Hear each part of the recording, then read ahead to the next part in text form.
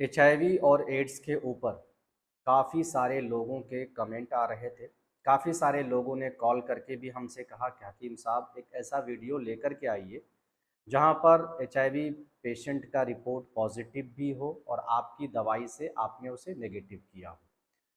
इसके बाद काफ़ी सारे लोगों ने मैसेज करके भी हमें व्हाट्सएप पे और टेक्स्ट मैसेज करके भी लोगों ने कहा कि इस तरह का वीडियो एक लेकर के आना चाहिए। तो मैंने सोचा कि इस तरह की वीडियो लाने से पहले मैं आप सबको कंप्लीट जानकारी दे दूं। कुछ जानकारियां जो अब तक मैंने भी 6 साल के इतिहास में आप सबको नहीं बताया है, और वो जानकारी जो पूरे यूट्यूब में आज तक किसी ने नहीं बताया है, यहाँ तक कि मैंने भी आपको नहीं बताया है। इसीलिए ये वीडियो खास करके उन लोगों के लिए बहुत ज़रूरी होने वाला है जो लोग एचआईवी पॉजिटिव हैं, इलाज ढूंढ रहे हैं और ये भी ढूंढ रहे हैं कि मुझे हुआ कैसे है। क्योंकि जब किसी भी पेशेंट को अगर किसी डॉक्टर ने बता दिया कि आपको एचआईवी हो चुका है, तो उसके परिवार से लेकर के उसके अड़ोस पड़ोस, उसके गांव में सब जगह यही फैल जाता है कि इसको जो है ये बीमारी इसलिए हुई क्योंकि ये इंसान गलत है, किसी के साथ गलत किया होगा, अगर लड़की है तो मुंह काला की होगी, इसीलिए ये बीमारी हुई है। तो मुझे लगता है कि ये वीडियो आप सभी लोगों को देखना चाहिए जो एचआईवी पॉजिटिव हैं या जिन्होंने किसी आदमी से या किसी औरत से संबंध बनाया है और उसे शक है, या किसी के बॉडी में सिम्टम्स हैं, या फिर टीबी जैसी बीमारी से आप गुजर चुके हैं और आपने गवर्नमेंट में टीबी का इलाज किया है। बारीकी से समझने की कोशिश कीजिएगा। हमारी वीडियो लंबी ज़रूर होती है, लेकिन हमारा कोशिश रहता है कि हम आप सबको वो जानकारी दें जिससे आपको फ़ायदा हो, आप बीमारी को पकड़ सकें, आपकी बीमारी पूरी तरह से ठीक हो सके, बीमारी से आप बच सकें। तो आप सभी से मेरी निवेदन है, जो लोग एचआईवी पॉजिटिव हैं या जो लोग सोच रहे हैं कि एचआईवी मुझे हो सकती है, कंफ्यूज हैं, अभी तक रिपोर्ट नेगेटिव ही आ रहा है, विंडो पीरियड में है, या फिर सिम्टम्स तो जाहिर हो गया है, रिपोर्ट आपका नेगेटिव ही आ रहा है, ऐसे पेशेंट इस वीडियो को शुरू से लेकर के आखिर तक ज़रूर देखें ताकि आपको पूरी जानकारी मिले। वीडियो को भगा करके ना देखें, क्योंकि वीडियो को अगर भगा करके देखेंगे तो आपको पूरी जानकारी नहीं मिल पाएगी और आधा अधूरी जानकारी लेकर के आप नुकसान भी कर सकते हैं, नुकसान उठा सकते हैं। नमस्कार, आदाब, अस्सलाम वालेकुम। मेरा नाम है हकीम मोहम्मद उबैदुर रहमान। आप सब देख रहे हैं रहमानी आयुर्वेदा। अगर अभी तक आप हमारे रहमानी आयुर्वेदा फैमिली से नहीं जुड़े हैं तो आप जुड़ जाइए, क्योंकि यहाँ पर मैं हर तरह की बड़ी से बड़ी बीमारी के इलाज का तरीका बताता हूँ, वो भी आयुर्वेदिक तरीका बताता हूँ, कैसे बड़ी बीमारी से निपट सकते हैं, ठीक हो सकते हैं, इन सारी चीज़ों के बारे में जानकारी देता हूँ। लेकिन आज का जो वीडियो है वो है एचआईवी एड्स के ऊपर। दोस्तों, मैं आज का वीडियो एचआईवी एड्स के ऊपर नहीं बनाने वाला था, लेकिन लोगों के कमेंट्स ने, कॉल ने, टेक्स्ट मैसेजेस ने, व्हाट्सएप मैसेज ने मुझे मजबूर किया कि मैं लोगों के सामने में जानकारी लेकर के आऊं। जो जानकारी मुझे है वो मैं लोगों तक ज़रूर शेयर करूं। मैं सिर्फ इतना मानता हूं कि कर भला तो हो भला। अगर आप किसी की भलाई करेंगे तो ईश्वर आपका भला करेगा, लेकिन कभी भी आप ये उम्मीद ना रखें कि मैं इसकी भलाई कर रहा हूं तो ये भी मेरी भलाई करेगा। नहीं, भलाई आप लोगों की करें और उम्मीद आप ईश्वर से रखें, अल्लाह से रखें, भगवान से, गॉड से, जिस रूप में आप मानते हैं। दोस्तों, मैं शुरू में ही आप सबको कहा कि अगर आप लोग एचआईवी पॉजिटिव हैं या टीबी जैसी बीमारी के शिकार हुए थे, गवर्नमेंट में आपने इलाज कराया, किसी औरत से संबंध बनाया, किसी मर्द से संबंध बनाया, या फिर आपकी बॉडी में सिम्टम्स है, रिपोर्ट नेगेटिव ही आ रहा है, तो ऐसे पेशेंट के लिए ये वीडियो बहुत ज़रूरी है कि वो शुरू से लेकर के आखिर तक देखें, क्योंकि इस वीडियो में मैं वो चीज़ें बताने वाला हूं जो मैंने पिछले 6 सालों में अब तक मैंने भी नहीं बताया है। दूसरे लोगों की बात तो छोड़ ही दें, दूसरे लोगों ने तो बिल्कुल ही नहीं बताया है। इस विषय पे किसी ने भी आज तक खुल करके नहीं बोला है, लेकिन मैं वो आदमी हूं जो लोगों की भलाई चाहता हूं, लोगों की भलाई के लिए, लोगों के बेहतरी के लिए, लोगों के स्वास्थ्य के लिए मैं जो है खुल करके अपनी बात लोगों के सामने में रखता हूं। चाहे लोग पसंद करें या ना करें, लेकिन हमारी जो कर्तव्य है, हमारा जो फर्ज है, वो ये है कि लोगों को अच्छी जानकारी दें, सही सलाह दें, सही जानकारी दें, सही चीज़ों के बारे में बताएं, और सही चीज़ अगर बताएंगे तो इससे लोगों को फायदा होगा। दोस्तों, आज तक मैंने किसी वीडियो में नहीं बताया है कि जो लोग टीबी का पेशेंट हैं और गवर्नमेंट में उन लोगों ने इलाज कराया है, तो आखिर वो लोग एचआईवी जैसी बीमारी के शिकार क्यों होते हैं। सोचने वाली बात है। बहुत गहराई से मैं ये बात आप सबके सामने रख रहा हूं, और मैं सभी लोगों से ये कहना चाहता हूं कि जिन लोगों ने भी टीबी की बीमारी का दवाई सरकारी हॉस्पिटल से खाया है, तो वो लोग कमेंट में ज़रूर बताएं, और वो एचआईवी पॉजिटिव हैं या नहीं है। और अगर जो लोग नहीं भी हैं, आपने टीबी की दवाई हॉस्पिटल से खाई है, तो एक बार कंफर्म करा लें कि आपको एचआईवी की बीमारी है या नहीं है। एचआईवी का टेस्ट ज़रूर करा लें। मैं ये चीज़ क्यों कह रहा हूँ, पिछले कई वीडियोस में मैंने आप सबको कई चीज़ों के बारे में खुल करके बताया है, खुलासे किए हैं कि आखिर ऐसा क्यों होता है, ऐसा क्यों होता है। तो मैं पिछली वीडियो में से एक चीज़ लेना चाहता हूँ, जैसे कि कोरोना वैक्सीन बनाया तो गया कोरोना की बीमारी को ख़त्म करने के लिए, लेकिन उस वैक्सीन में ऐसे साइड इफ़ेक्ट पाए गए हैं जिससे हार्ट की बीमारी हो रही है। हालांकि किसी डॉक्टर को भी नहीं पता था कि ये आने वाले टाइम में इस पर रिसर्च होगा, और इस बीमारी के अंदर इतने घातक केमिकल हैं जो हार्ट डिसीज पैदा कर देगा, ब्रेन स्ट्रोक हो जाएगा, और ब्लड क्लोटिंग जैसी बीमारी हो जाएगी, जिससे लोगों की डेथ भी होने लगेगी। लेकिन जब जैसे जैसे समय बीतता गया और लोगों की मृत्यु होते गई, लोग मरते जा रहे थे, तो जब रिसर्च हुआ तो पता चला कि 100 में से 80 या 70% लोग ऐसे हैं जो ब्रेन स्ट्रोक से मर रहे हैं, ब्लड क्लोटिंग से मर रहे हैं, हार्ट डिसीज से मर रहे हैं। तो कोई 60% हार्ट डिसीज का पेशेंट 60%, और ब्लड क्लोटिंग का पेशेंट 70-75% लोग, वो लोगों की डेथ हो रही है जो लोगों ने, जिन लोगों ने कोरोना वैक्सीन लिया है। तो इससे लोगों को लगा, साइंटिस्ट को लगा और रिसर्चर्स को लगा कि एक कोरोना वैक्सीन की वजह से ही इस तरह की डेथ हो रही है, इस तरह की मृत्यु हो रही है, लोगों की मौत हो रही है, जाने जा रही है। वहां ना जाकर के अभी आप देख लें, मध्य प्रदेश में या कहीं में 9 बच्चों की डेथ हो गई है सिरप का इस्तेमाल करने से, किसी बीमारी की, चाहे बुखार हो, सर्दी खांसी की जो सिरप आती है, सर्दी खांसी की जो सिरप आती है, उस सिरप का इस्तेमाल करने से 9 लोगों की मौत हो गई है। क्या हम डॉक्टर के पास इसलिए जाते हैं कि हमारे बच्चे मर जाएं? हम अपने बच्चों के इलाज के लिए जाते हैं, हम अपने बच्चों को ठीक करने के लिए जाते हैं, लेकिन डॉक्टर ही के द्वारा ही तो बनाया गया ना ये मेडिसिन। किसके द्वारा बनाया गया? क्या हम लोगों ने बनाया वो सिरप? क्या किसी आम लोगों ने बनाया? बिल्कुल नहीं, डॉक्टर ने ही बनाया है सर्दी खांसी की सिरप, और उन सिरपों से जो है 9 बच्चों की जान चली गई। ये तो सिर्फ ऑन रिकॉर्ड है, कितने बच्चों की जान गई है ये आप नहीं कह सकते हैं। अचानक हमारा या आपका बच्चा मर जाता है तो आपका माइंड में बिल्कुल नहीं आएगा कि इसी के कारण से मरा है, नहीं आएगा। हाँ, ये जरूर कह सकते हैं कि सर्दी खांसी की बीमारी थी, शायद बलगम की वजह से सीना जाम हो गया, सांस नहीं ले पाया, बच्चे की मौत हो गई। लेकिन दिमाग आपका कभी भी दवाई की तरफ नहीं जाता है, कभी भी आपका दिमाग इस तरफ नहीं जाएगा कि आपके बच्चे की जो डेथ है, जो मौत है, वो दवाई के कारण हुई, कभी नहीं जाएगा। क्यों नहीं जाएगा? इसका रीजन है कि दवाई मरने के लिए नहीं बनाया गया है, बल्कि दवाई नई जिंदगी देने के लिए बनाया गया है। दवाई जो है, दवाई से ठीक होने के लिए बनाया गया है।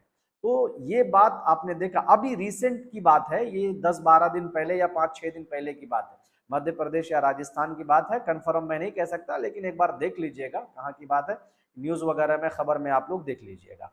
लेकिन ये हकीकत है कि 9 बच्चों की जान गई है, ये हकीकत बात है।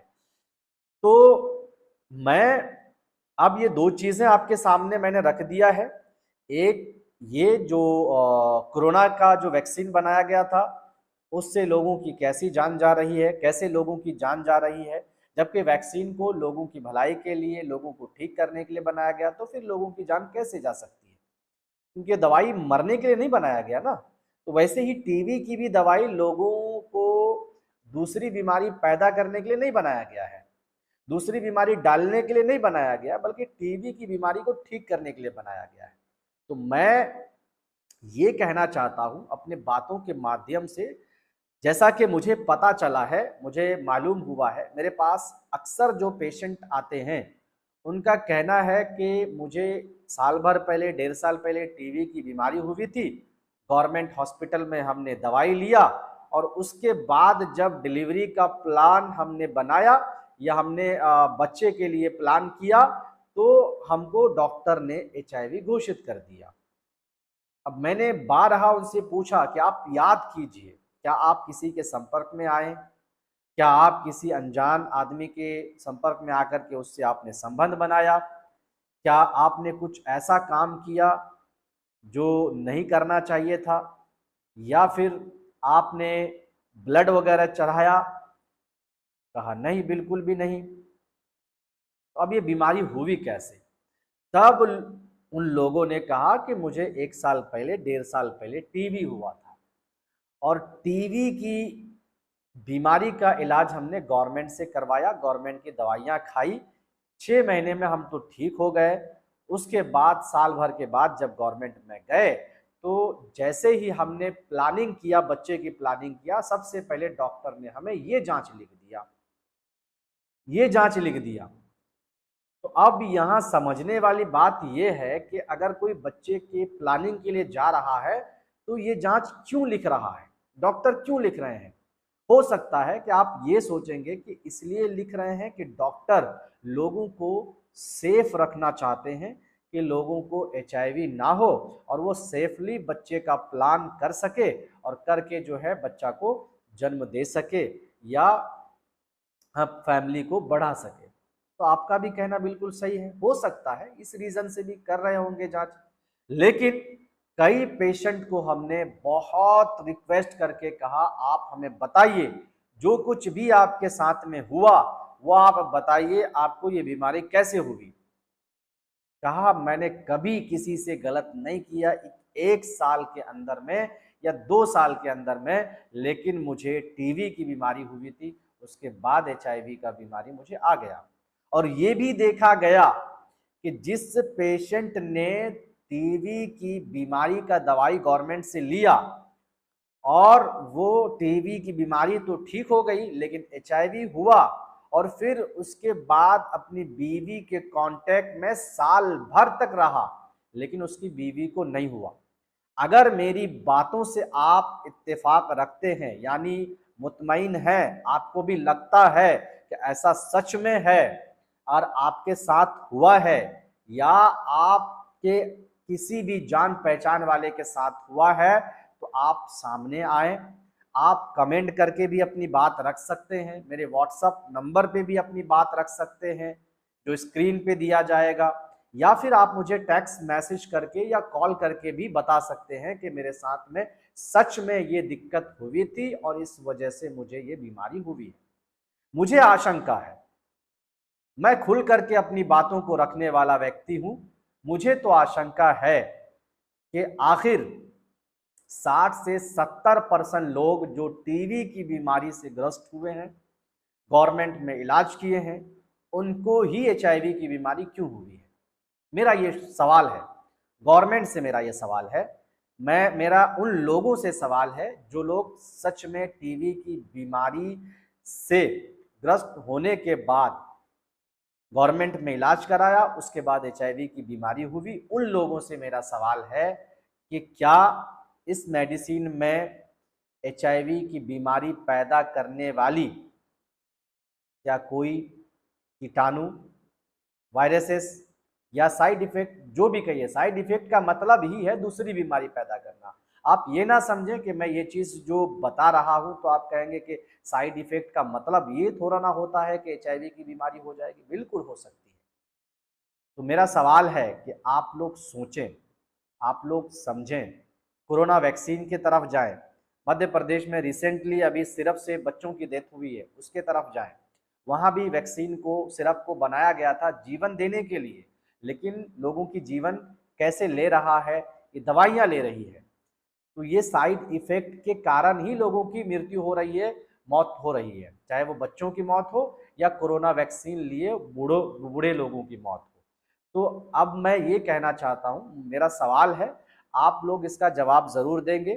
कौन कौन लोग जो है एचआईवी से पहले टीबी की बीमारी से परेशान थे, टीबी का इलाज उन्होंने गवर्नमेंट में कराया, और फिर उनमें से कितने लोगों को एचआईवी की बीमारी हुई, वो लोग कमेंट करके, फ़ोन करके, टेक्स्ट मैसेज करके, व्हाट्सएप करके मुझे ज़रूर बता सकते हैं। दूसरी चीज़, जिन लोगों को हुई है और आपने सच में टीबी की दवाई जो है हॉस्पिटल से लिया, उसके बाद जो है आपको एचआईवी की बीमारी हुई, तो क्या आपकी बीवी को भी हुई है, आपकी वाइफ को भी हुई है? इस बारे में भी आप ज़रूर सलाह रखें।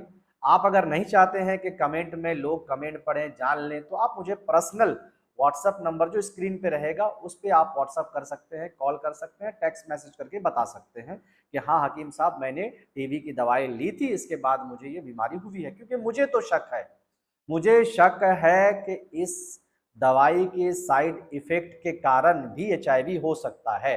अब आप ये ना कहें कि साइड इफेक्ट का मतलब एचआईवी नहीं होगा, ये ना कहें, बिल्कुल हो सकता है। साइड इफेक्ट की वजह से कैंसर भी हो सकती है, साइड इफेक्ट की वजह से एचआईवी भी हो सकता है, साइड इफेक्ट की वजह से दूसरी अदर बीमारियां भी हो सकती है, साइड इफेक्ट की वजह से किडनी भी खत्म हो सकता है, साइड इफेक्ट की वजह से कलीजा भी सड़ सकता है, साइड इफेक्ट की वजह से आपका फेफड़ा, आपका गुर्दा, आपका किडनी, सब कुछ खराब हो सकता है साइड इफेक्ट की वजह से। मैं नहीं कह रहा हूं कि सभी दवाइयों की वजह से या इस दवाई की वजह से ये सब बीमारियां हो सकती है, लेकिन कहने का मतलब ये ना समझें कि ये तो एक वायरस की बीमारी है और साइड इफेक्ट का मतलब होता है कि कुछ छोटी मोटी बीमारी।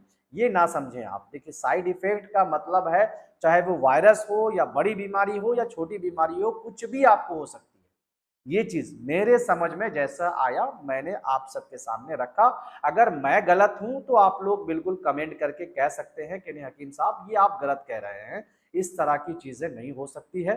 लेकिन मुझे जो लगा, मैं खुलकर रखने वाला व्यक्ति, अपनी बातों को मैंने खुलकर रखा और लोगों से मैंने तजर्बा मुझे हासिल हुआ। पिछले 6 सालों से मैं ये तजर्बा ले रहा हूँ, हर चीज पे मैं तजर्बा ले रहा हूँ कि कौन लोग किस कारण से पॉजिटिव हो रहे हैं।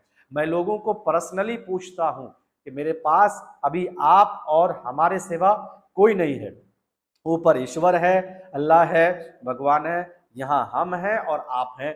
आप मुझे सच्चाई बताएं कि आपके साथ क्या हुआ, कैसे ये बीमारी हुई।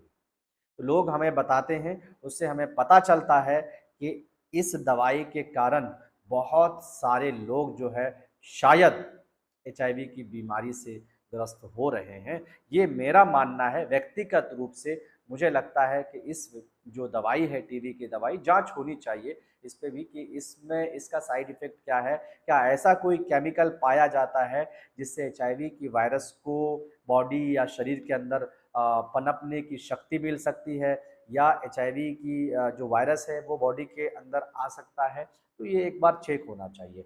मैं दूसरी चीज़ आपको बताना चाहूँगा कि कुछ लोग कहते हैं कि सिर्फ औरत के साथ सेक्स करने से ही एचआईवी की बीमारी हो सकती है। मैं खुल करके इसमें भी आपको बताऊंगा कि उसमें लोगों का कहना है कि औरत के वेजाइने से एक तरह का जो पानी निकलता है और सेक्स जो आप करते हैं तो वो लिंक में लगता है, और लगने की वजह से या लिंक के अंदर जाने की वजह से या वो सॉफ्टनेस है तो उस वजह से एचआईवी की बीमारी हो सकती है या होती है। एचआईवी की बीमारी होती है। लेकिन अगर कोई इंसान मर्द के साथ मर्द के साथ सेक्स कर ले, पीछे के रास्ते में अगर सेक्स कर ले, क्या उसको एचआईवी की बीमारी हो सकती है? बिल्कुल 100% गारंटी के साथ कहता हूं कि जिस तरीके से अगर कोई शख्स किसी लड़की के साथ, औरत के साथ सेक्स किया और वो औरत एचआईवी पॉजिटिव है, तो उसको जिस तरह से बीमारी हो सकती है, ऐसा ही कोई मर्द अगर एचआईवी पॉजिटिव है और मर्द मर्द से सेक्स किया, मेल मेल से सेक्स किया, पीछे के रास्ते में किया, तब भी जो है उसको एचआईवी की बीमारी हो सकता है और होगा। अब आप कहेंगे कि किसको होगा, कौन सेक्स करेगा तो किसको होगा? देखिए, दोनों सूरत में जो दूसरा व्यक्ति है, जो फ्रेश है, जिसको एचआईवी की बीमारी नहीं है, उसको एचआईवी हो सकता है। चाहे एचआईवी पॉजिटिव पर्सन दूसरे पर्सन से सेक्स करेगा तो भी होगा, और अगर एचआईवी पॉजिटिव पर्सन जो है उसके साथ आप फ्रेश हैं, आपको एचआईवी नहीं है, नेगेटिव है, आपने सेक्स किया, तो आपको भी एचआईवी की बीमारी हो सकती है। ये बिल्कुल बारीकी बात बता रहा हूं, जो आपको किसी ने नहीं बताया है, ना कोई बता सकता है। मुझे जो एक्सपीरियंस है, मैं पिछले 10 सालों से लगभग जो है मैं इस बीमारी का जो है मुझे तजुर्बा है। लगभग हजारों लोग हमारे पास जो है इस बीमारी से ठीक हो चुके हैं। हजारों लोगों को हमने जो नई जिंदगी दी है, उसमें हमने ये समझा है, हमने ये जाना है कि कैसे ये बीमारी होती है और कैसे होने से फैल सकता है, कैसे होता है तो नहीं फैल सकता है। जैसे टीबी की दवाई खाने के बाद जिस पेशेंट को एचआईवी होता है, उसमें देखा गया है कि लगभग 40 से 50% उसकी जो महिला पार्टनर है या पुरुष पार्टनर है, उसको एचआईवी की बीमारी नहीं होगी। टीबी से होने वाली दवाइयों के साइड इफेक्ट के कारण हो सकता है हो गई हो एचआईवी, लेकिन उसके पार्टनर को नहीं हुआ। चाहे साल भर सेक्स किया हो पार्टनर, जाहिर सी बात है, पार्टनर है, आपकी बीवी है, वाइफ है, आप सेक्स करेंगे ही, बिना सेक्स किए तो रह नहीं सकता है। तो अगर वो सेक्स किया है साल भर, 1.5 साल, 2 साल, तब भी 40 से 50% लोग ऐसे हैं, चाहे मेल हो या फीमेल हो, उसको जो है ये बीमारी नहीं हुई है, चाहे वायरस कितना भी हो। अब ये आप ना सोचें कि हो सकता है कि उनका वायरस टीएनडी हो और टीएनडी के सूरत में ही उसने जो है सेक्स किया हो, तो टीएनडी के सूरत में जाहिर है कि टीएनडी अगर रिपोर्ट है तो फिर ट्रांसफर बीमारी नहीं होती है, यानी एचआईवी की बीमारी ट्रांसफर नहीं होती है, तो इसीलिए ट्रांसफर नहीं हुआ हो। नहीं, हमने इसमें ये भी चीज बारीकी से देखने का काम किया है कि जिनके बॉडी में virus P24 antigen 8 lakh, 9 lakh, 10 lakh है, 4 लाख है, 5 लाख है, 1 लाख है, 80,000 है, उन लोगों की वाइफ को भी नहीं हुआ है या हस्बैंड को नहीं हुआ है। तो टीएनडी का कोई सवाल नहीं बनता है, चाहे आपका रिपोर्ट टीएनडी हो या ना हो। 40 से 50% लोगों को टीबी की बीमारी से जो एचआईवी हुई है वो फैलते हुए नहीं देखा गया। मैं ये नहीं कह रहा हूँ पूरी गारंटी के साथ, लेकिन मेरा एक सवाल है, क्योंकि मेरे पास जो लोग आके कहते हैं कि टीबी की बीमारी की दवाई खाई, उसके 1 साल के बाद पॉजिटिव हो गया, ब्लड वगैरह चढ़ाया नहीं था, ऐसा कुछ हुआ नहीं, एक्सीडेंट नहीं हुआ, किसी का ब्लड भी नहीं टच हुआ, ऐसा कुछ नहीं हुआ जिससे एचआईवी की बीमारी होती है। ठीक है, तो उसका एक अंदेशा है, और मुझे भी कहीं ना कहीं ये ख्याल आता है कि हो सकता है कि इसका साइड इफेक्ट के कारण ऐसा हो भी सकता है। केमिकल है, नहीं कह सकते हैं, केमिकल है, कह नहीं सकते हैं कि किस केमिकल का क्या रिएक्शन होगा, कौन सी बीमारी शरीर में आपकी पैदा हो जाएगी, नहीं बता सकते हैं। तो मैंने ये बता दिया है, चाहे मर्द के साथ सेक्स करेंगे या औरत के साथ सेक्स करेंगे तो भी हो जाएगा। अब बात रही अगर औरत औरत के साथ सेक्स करे, औरत औरत के साथ सेक्स करे, तो क्या ऐसे में एचआईवी की बीमारी फैलेगी? जी हाँ, बिल्कुल फैलेगी। क्यों नहीं फैलेगी? ऑर्गेनिज्म तक अगर वो गई, अगर उसको मज़ा आया और फिर जो है वेजाइना से जो पानी निकला और एक दूसरे के अंदर में गया या टच हुआ, क्योंकि वो सेंसिटिव जगह है, वो टच भी हो जाएगा ना, वेजाइना में टच भी हो जाएगा, तो उससे एचआईवी की बीमारी फैल सकती है। तो अगर औरत औरत में भी सेक्स किया, लड़की लड़की में भी सेक्स किया, और दोनों में से कोई भी एक पॉजिटिव है तो HIV की बीमारी होने का 100% संभावना है। HIV की बीमारी 100% हो सकती है। तो दोस्तों मैंने 3 चीज़ के बारे में बता दिया आपको। अब चौथी चीज़ मैं आपको ये बताने वाला हूँ कि आप लोग सबसे पहले तो इस वीडियो को देख करके आपके साथ जो कुछ हुआ है वो आप चाहे कमेंट में बताएं या व्हाट्सएप में बताएं या फ़ोन करके बताएं या टेक्स्ट में बताएं, लेकिन ज़रूर बताएं ताकि मैं और लोगों की अच्छी तरह से हेल्प कर सकूं, सभी लोगों को पूरी तरह से इस बीमारी से मुक्त कर सकूं, सभी लोगों को। दूसरी बात, मैं दूसरी और आखिरी बात आप सबके सामने रख करके मैं चला जाऊंगा, क्योंकि वीडियो हमारी लंबी हो जाती है।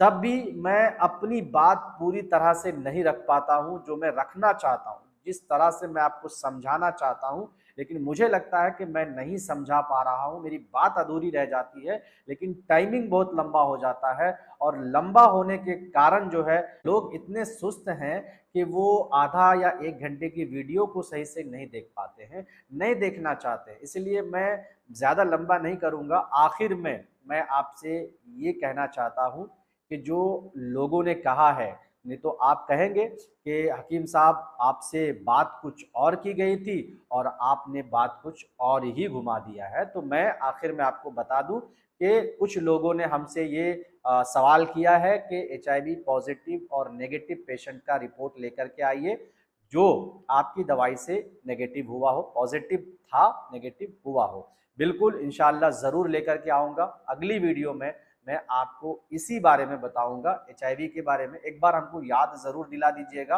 और मैं रिपोर्ट लेकर के आऊंगा, मैं आपको दिखाऊंगा। और आप विश्वास रखें, यकीन रखें मेरे भाई, आपको पॉजिटिव से नेगेटिव करना ये हमारी जिम्मेदारी है। हमने ये ठान लिया है, हमने ये अहद कर लिया है कि लोगों को इस दलदल से निकालना है, और मुझे इसके बदले में मुझे कोई वफा की उम्मीद नहीं है, ईश्वर से है। अगर मैं आपका भलाई करूंगा ना तो मेरा भलाई ज़रूर होगा, मेरा भला ज़रूर होगा। मैं भलाई के नीयत से ही मुझे इस बीमारी से जितने भी लोग पीड़ित हैं, चाहे विंडो पीरियड में हैं या वो पॉजिटिव है या आशंका है या सिम्टम्स है, तो जो है सारे लोगों को ठीक करना ये हमने अपनी जिम्मेदारी माना है। और इंशाअल्लाह सभी लोगों को ठीक करके ही रहेंगे, क्योंकि हजारों लोग अब तक हमारे पास जो है पूरी तरह से इस बीमारी से ठीक हो चुके हैं। आज मैं ये चीज़ कह रहा हूँ, पूरी तरह से हजारों लोग ठीक हो चुके हैं। हमारी दवाई में वो असर है, अल्लाह ने वो असर दिया है, लोग ठीक हो रहे हैं। इससे ज़्यादा मैं कुछ नहीं कह सकता हूँ। बीमारी आपके साथ है, परेशानी आपके साथ है, और जो कुछ भी है आप चाहे भरोसा करें या ना करें, लेकिन दौर ऐसा है कि लोगों पर भरोसा नहीं किया जा सकता है। ये बात बिल्कुल सही है, 100% सही है। लेकिन ये फैसला आपको करना है कि क्या कहाँ पर ठीक हो सकता है। जो चीज़ें हमने बताई है, क्या आपको वो चीज़ें किसी वीडियो में देखने के लिए मिलेगा? किसी का वीडियो में आपको नहीं मिलेगा।